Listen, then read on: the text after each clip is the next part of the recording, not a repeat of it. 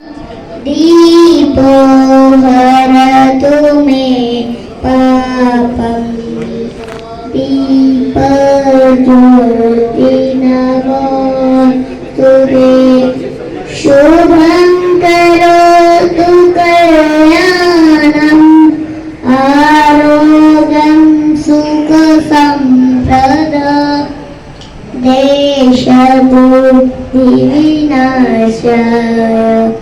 आत्मज्योति नमोऽस्तु ते आत्मज्योति प्रदीपाय ब्रह्मज्योति नमोऽस्तु ते ब्रह्मज्योति प्रदीपाय गुरु ज्योति नमोऽस्तु ते। भारत माता की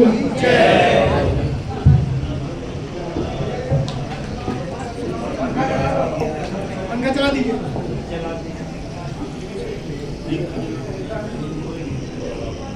क्या सुखी बचन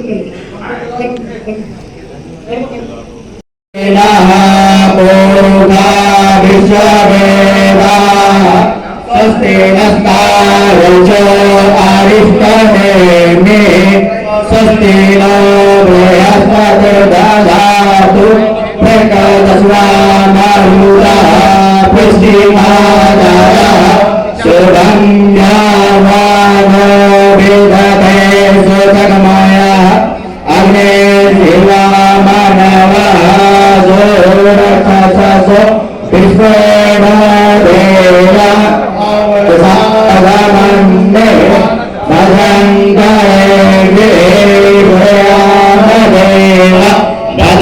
पश्येमा च वीर्यजत्राः स्थिरैरङ्ग्रे दुष्टवागं स्वस्तानं भिवते महि देवहितं ददायु शतमिन्द्र सदो अन्तिदेव यत्र नक्षत्राजर सन्तनो नाम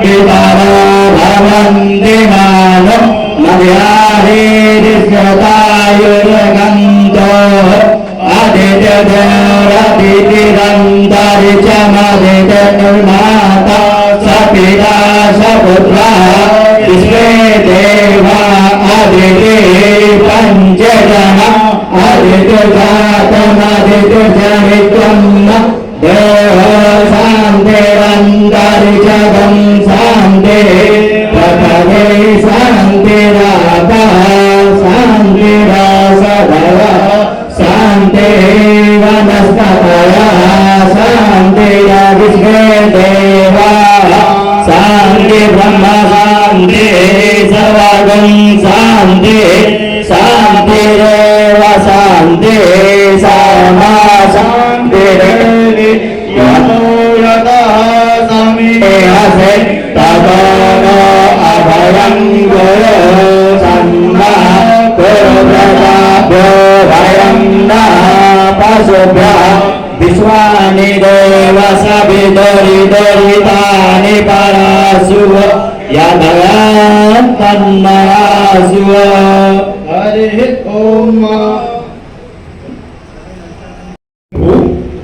2027 के विधानसभा चुनाव का हिस्सा बनाने के दुष्प्रयत्नों से सावधान रहना होगा। कांग्रेस और समाज विश्व हिंदू परिषद के केंद्रीय मार्गदर्शक मंडल की इस बृहद बैठक की अध्यक्षता कर रहे निर्माण पीठाधीश्वर पूज्यपाद स्वामी जी महाराज, यहाँ पर उपस्थित निरंजन पीठाधीश्वर, अटल पीठाधीश्वर, अन्य सभी में मैं प्रणाम करते हुए, और जैसा कि मुझे निर्देशित किया गया है कि अत्यंत संक्षेप में भाष्य न करते हुए सूत्र रूप में ही आपके सामने ये विषय रखूं। हमारे देश के लिए, विशेष रूप से भारतवर्ष के लिए ये अत्यंत महत्वपूर्ण विषय है, जो हमारी आस्था से, हमारे विश्वास से और हमारी श्रद्धा से शिक्त विषय है। जब देश में आज़ादी का आंदोलन चल रहा था, उस समय भी जो स्वतंत्रता संग्राम सेनानी थे और उनके जो शीर्षस्थ नेता थे, वो कहते थे कि इस आज़ादी की प्रेरणा हमें जिस गौ माता से मिली है, क्योंकि परकियों के शासन में गोवंश की हत्या हो रही थी, और वो गोवंश की हत्या नहीं हो रही थी बल्कि हमारी आत्मा पर चोट पहुंचाई जा रही थी।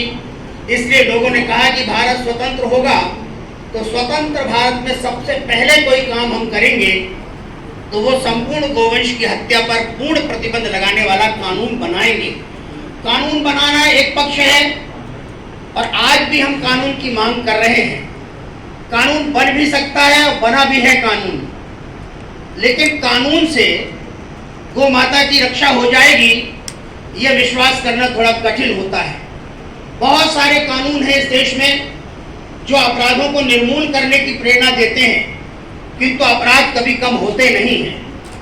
आज़ादी के कितने वसंत हमने बिता दिए, आज भी भारतवर्ष में गोवंश की हत्या हो रही है। और जब गोवंश की हत्या होती है तो हम आस्थावान के हृदय में बड़ी चोट पहुंचती है और इसलिए फिर हमारी दृष्टि अपनी सरकारों की ओर जाती है। लेकिन सरकारों की ओर जाने की अपेक्षा हमें समाज की ओर भी देखना चाहिए। गौ माता हमारे घर की सदस्य है, वो हमारे समाज शास्त्र को प्रभावित करती है और जब वो घर में बंधी होती है हम उसे माँ कहते हैं। माँ कह करके हमारे रसोई में जो पहली रोटी बनती है वो उसके हिस्से की होती है और इस प्रकार से हम गाय के प्रति सम्मान का भाव रखते हैं। लेकिन जब कानून की समीक्षा होती है तो मैं एक बात पूरे संतों के सामने बेबाकी से कहना चाहता हूं कि भारत के संविधान की मंशा है कि भारत में गोवंश की हत्या रुकनी चाहिए और इसके लिए जब राज्य सरकार कानून बनाती है तो एक समय ऐसा था कि केंद्र में कांग्रेस की सरकार होती थी और राज्यों में भी कांग्रेस की सरकार होती थी और केंद्र में जो प्रधानमंत्री होते थे उनके रुख को देखते हुए राज्य सरकारें कानून बनाती थी, जबकि राज्य गाय हमारे जीवन का आधार है और गाय दूध के लिए क्यों? विज्ञान की दृष्टि से देखा जाए कि गाय का गोबर हमारी प्राण शक्ति को बढ़ाता है। जब गाय गोबर देती है उस गोबर में 23% ऑक्सीजन होता है। गोबर सूख जाता है तो उसमें 28% ऑक्सीजन होता है और उसी गोबर में यदि हम संत महात्मा अग्निहोत्र करते तो 62% ऑक्सीजन होता है। ये हमारा विज्ञान कहता है और इस विषय पर हम संतों को काम करने की जरूरत है, जनमानस को जागृत करने की जरूरत है। मेरे पास 7 गौशाला है और 7 गौशाला है किसी से 1 रुपया मांगने के लिए तैयार नहीं, क्योंकि इतना उत्पादन उसमें है कि हजारों परिवारों को वो पालते हैं। मैं संतों से निवेदन करूंगा कि जागृति बहुत जरूरी है। जहां तक ये जिस तरह के आंदोलन हो रहे हैं, मैं तो हंसता रहता हूं कई बार जब लोग बोलते हैं। विश्व हिंदू परिषद एक ऐसा प्रयास कर रहा है जिसके लिए सदा दाते महाराज उनकी सराहना करते हैं कि वो हमें भूमि से जोड़ता है, हमें अवलोकन के लिए अवसर दे रहा कि आखिर कमी कहां है। हम सभी श्रद्धेय संत या विराजमान हैं और सभी धर्म रक्षक है और तब भी गौ माता यदि परेशान है तो स्व अवलोकन की जरूरत है। और मैं जहां तक समझता हूं हम सभी संत महात्मा, सभी पूज्य संत इस विषय पर काम भी करना शुरू करें। बैठ जाए, गाय बचेगी नहीं, गाय समृद्धिशील हो जाएगी और गाय हमारा जीवन उद्धार कर देगी। आपका आभार। महाराज विश्व हिंदू परिषद की बात इसलिए करते थे कि आने वाला समय सभी को कहना पड़ेगा, गर्व से कहना पड़ेगा कि हम हिंदू हैं। हम हिंदू हैं, ये बात करेंगे तो परिवार बचेगा, गाय बचेगी, पर्यावरण बचेगा। चारों तरफ युद्ध हो रहे हैं, प्रदूषण बढ़ रहा है और गाय माता की जो बात है, परम पूज्य गुरुदेव ने 1966 में एक गाय माता के लिए स्वामी करपात्रे जी महाराज के साथ में आंदोलन किया था, गाय बचेगी तो जीवन बचेगा, धरती बचेगी तो हम बचेंगे, पेड़ बचेंगे तो हम बचेंगे। उनका जो विशाल गाय माता के लिए दृष्टिकोण था, आज सभी को समझना होगा कि ब्राजील के अंदर हमारी गाय माता पाली जा रही है। आने वाले समय में हम गाड़ियां बेचेंगे और गाय घर में पालेंगे। 2 करोड़ में भी गाय मिल जाए तो गनीमत होगी, क्योंकि गाय नहीं तो जीवन नहीं, गाय नहीं तो पर्यावरण नहीं, गाय नहीं तो अर्थ की व्यवस्था नहीं, और गाय से ही हमारा स्वास्थ्य भी अच्छा होता है। मैंने ये देखा है, 2 बूंद गाय का घी अगर आप नाक में डालो तो हर तरह की आपकी बीमारियां ठीक हो जाती हैं। जिनको डिप्रेशन की प्रॉब्लम है, आंखों की प्रॉब्लम है, सर दर्द की प्रॉब्लम है, हर तरह की प्रॉब्लम 2 बूंद से ठीक होती है। तो गाय कितनी कीमती हो सकती है, ये हमें समझना ही पड़ेगा। अगर हर व्यक्ति संकल्प करेंगे कि हम गाय को पालेंगे, गाय के गोबर का यूज करेंगे, गाय के गोमूत्र का यूज करेंगे, तो सभी को समझ में आ जाएगा। आज नहीं तो कल हमें गाय के बिना हमारा जीवन दुर्लभ हो जाएगा।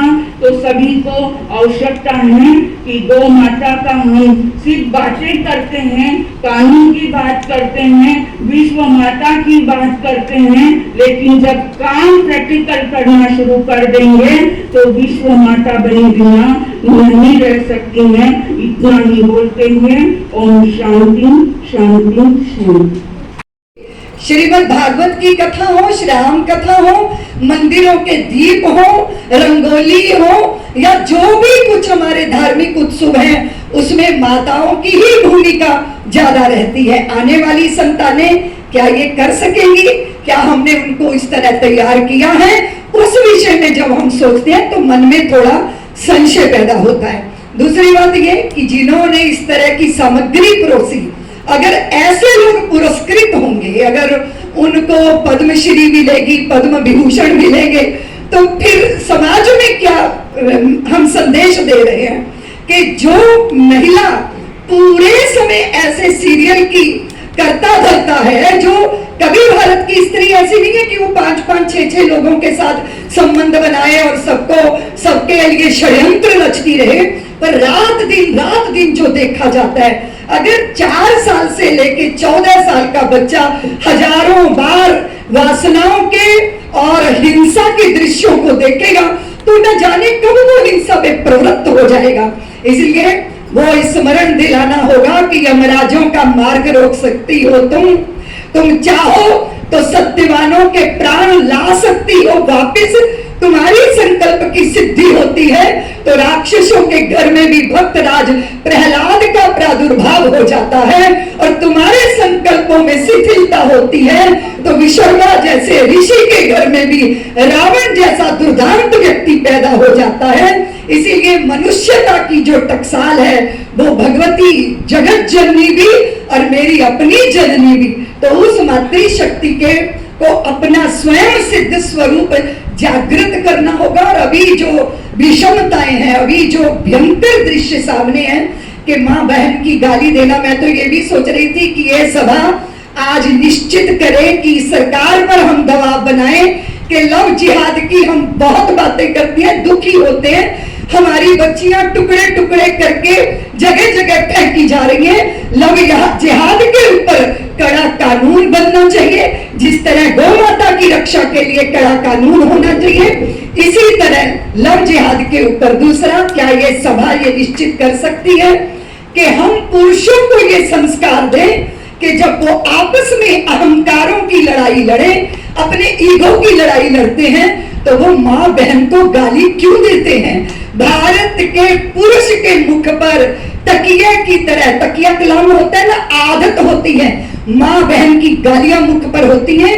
ये हमारी सभ्यता संस्कृति नहीं है, ये परकियों का कचरा है जो हमने स्वीकार कर लिया और वो हमारी आदत में आ गया है। इसलिए परिवार के संस्कार की प्रबलता के साथ साथ कुछ ऐसा कानून बनना चाहिए क्योंकि उसके कारण लोगों को थोड़ा संकोच लगेगा, हम बोल क्या रहे हैं। भगवती की पूजा करते हैं और माँ बेटी को गाली देते हैं, माँ बेटी की गाली से ही दूसरे का अपमान करते हैं। वो पुरुष का अपमान नहीं है, वो भगवती का अपमान है, जगदम्बा का अपमान है, मेरी अपनी अम्बा का अपमान है।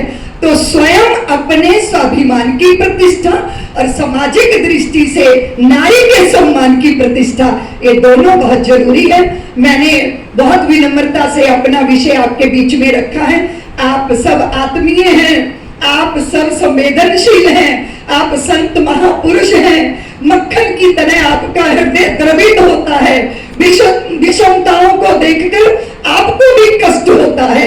एक जमाना वो था जब ऋषियों के ऊपर संकट आता था तो वो राजा के पास जाते थे कि चलो नेतृत्व करो और राक्षसों का दमन करो। पर अब कलयुग में दृश्य उल्टा है, कलयुग का समाज पीड़ित है और वो संतों की तरफ देख रहा है कि संत कुछ करामात कर दे और ये विषमताओं से हमारी मुक्ति हो जाए। कि जिस समाज की बेटी असुरक्षित हो, जिस समाज की आस्था का केंद्र गाय माता अपमानिता हो, फिर कभी कभी लगता है हम जिंदा ही क्यों हैं? क्या हम जिंदा हैं? कहीं हम मुर्दे तो नहीं हो गए? कहीं हमारी वो आस्था जो कहने में है वो करने में, उसमें तो शिथिलता नहीं है? ये आत्मचिंतन की बहुत आवश्यकता है। मैं सोचती हूँ परिवार का संस्कार सुदृढ़ होगा और केंद्र में भगवती जगदम्बा स्वरूपा मातृशक्ति स्वयं सिद्ध होकर जब अपनी संतानों को संस्कारों से सींचेगी तो हम देखेंगे कि भारत का वातावरण सुदृढ़ होगा, सुरक्षित होगा और हम अपने लक्ष्य की तरफ अग्रसर होंगे। मैं इतना ही सादर निवेदन करती हुई संतों के साध्वी जनों के चरणों में प्रणाम करती अपनी वाणी को विराम देती हूँ। पूज्य निरंजन पीठाधिपति पूज्य कैलासानंद महाराज श्री निवेदन जी अभी अपना उद्बोधन की पकड़ शुभम करोतु कल्याणं आरोग्यं सुखसंप्रदं देशबुद्धि विनाशाय आत्मज्योति नमोस्तुते आत्मज्योति प्रदीपाय ब्रह्मज्योति नमोस्तुते ब्रह्मज्योति गुरुज्योति।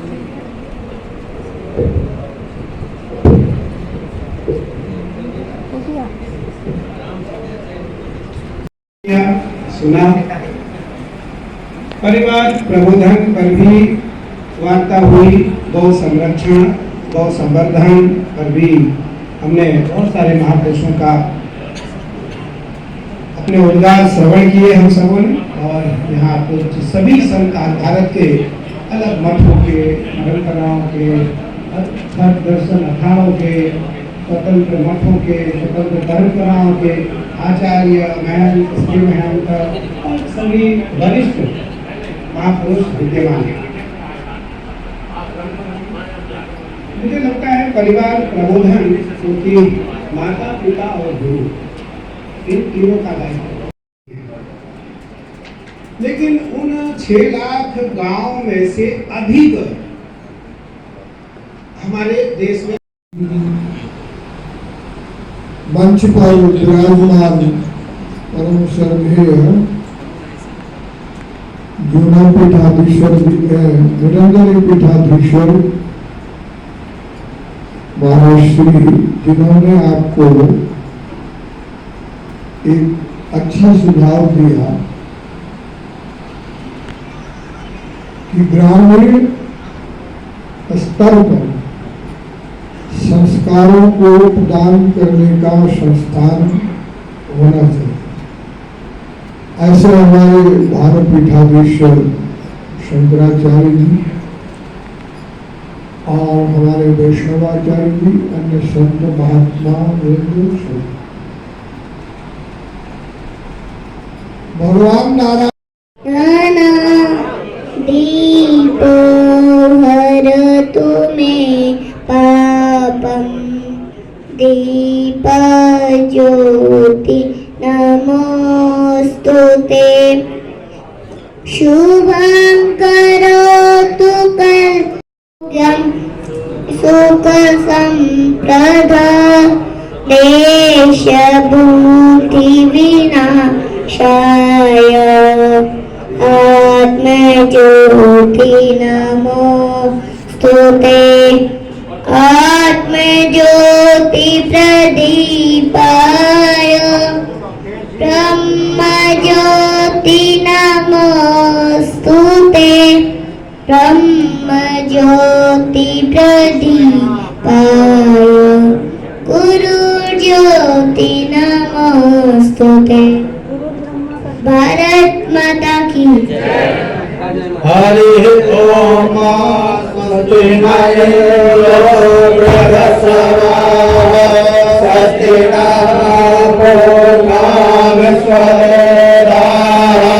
स्वस्ति नस्तारक्षो हरिष्ठनेमिः स्वस्ति नो बृहस्पतिर्दधातु प्रगतस्वामरुतः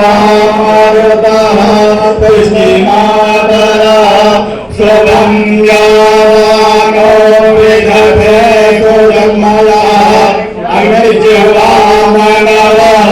सूर्यचक्षुषो विश्वेयो देवा अवसागमन्यः भद्रं गणेरे शृणुयामदेवा भद्रं दशेमा चररताय स्थिररङ्गतष्टवादं सस्तम विभसे महि देवहितं यदायो सतमिन्नो शरदो वन्ति देवा जटा नक्षत्राजरसन्तनो नाम पुत्रासो यत्र पितरो भवन्तु मानो मध्याह्ने रक्षतायुर्वन्दो आदित्यरन्तरिक्षमादितर्माता सपिता सपतः विश्वे देवा आदिते पञ्चजना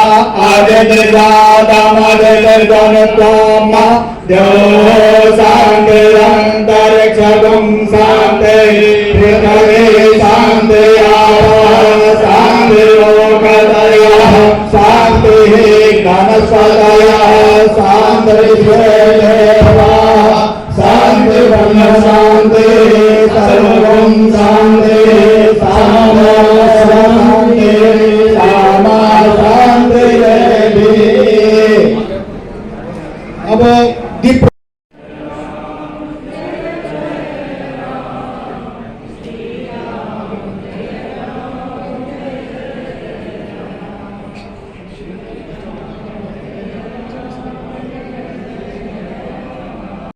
ब्रह्म राजस्वत्नाभ्यां वंदे भारत मातरम। माननीय अध्यक्ष की श्रद्धेय अध्यक्ष जी के अनुमति से यह सत्र आज का प्रारंभ होता है। जिन सत्रों में हमको यद्यपि कल माननीय आलोक जी ने विषयों का प्रतिपादन किया था, फिर भी आज के पुनर्स्मरण के लिए दो विषय जो आज बड़े महत्व के हैं, मैं माननीय मिलिंद परंडे जी जो हमारे संगठन महामंत्री हैं, प्रचारक हैं, नशा मुक्ति और जनसंख्या असंतुलन और जनगणना का जो कार्य हो रहा है उसके बारे में मैं उनसे निवेदन करता हूं कि वह एक जैसा कि हमारे केंद्रीय मार्गदर्शन मंडल में जो जो बिंदु रखे गए हैं, हम उन सभी का समर्थन करते हैं और उनके लिए हमारे संतों ने जो जो दृढ़ संकल्प किए हैं उनके अनुसार उन पर चलने का भी सभी प्रयास करेंगे और करना चाहिए।